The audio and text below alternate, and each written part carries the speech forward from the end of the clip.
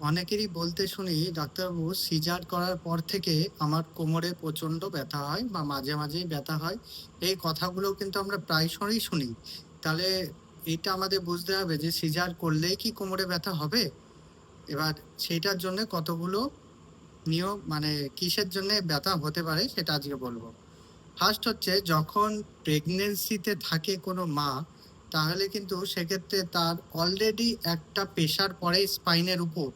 যেহেতু সেইটাকে একটা ওয়েটটাকে তার ক্যারি করতে হয়, তার জন্যে স্পাইনের উপর একটা প্রেশার পড়ে, যার জন্য ব্যথা হতে পারে।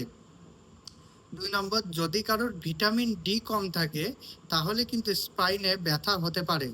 3 নম্বর, অ্যানাস্থেসিয়া এফেক্ট। সিজার করার সময় অ্যানাস্থেসিয়া দেওয়া হয়, কিন্তু সেই এফেক্টের জন্য ব্যথা কিন্তু বেশি দিন স্থায়িত্ব হয় না।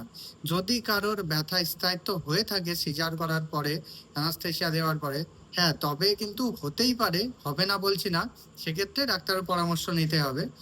তারপরে যদি কারো দেখেন যে স্লিপ ডিস্ক আছে, হয়তো আগে কোনোদিন পড়ে গেছিল, স্লিপ ডিস্ক আছে, তারপরে সে প্রেগনেন্সি এসছে, সেক্ষেত্রে কিন্তু কোমরে একটা ব্যথা হতেই পারে।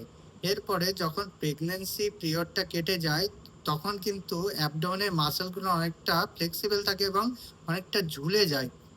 সেই মাসেলগুলোকে টেনে ধরার জন্য স্পাইনের দিক থেকে আমাদের যেই মাসেলগুলো আছে সেগুলোকে বেশি ওয়ার্ক করতে হয়, যার জন্যও কোমরে ব্যথা হতে পারে।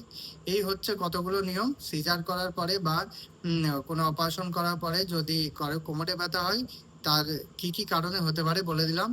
এরকম ভিডিও পাওয়ার জন্য আমার চ্যানেলটিকে সাবস্ক্রাইব করে রাখুন এবং প্রচুর পরিমাণে শেয়ার করুন এবং লাইক করুন। নমস্কার।